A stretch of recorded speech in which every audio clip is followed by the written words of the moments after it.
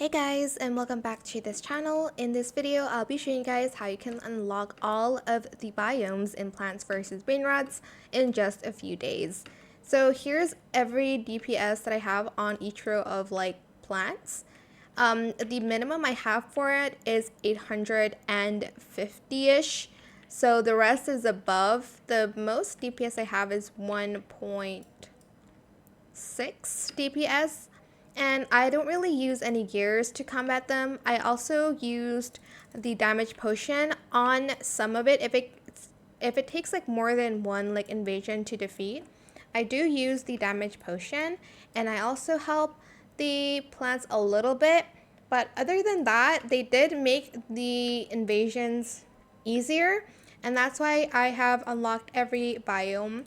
So there is grasslands, desert, jungle, cherry grove, and the birch forest. And here's every card I used.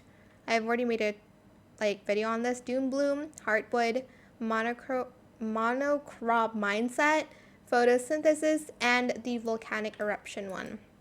And that is it for this video.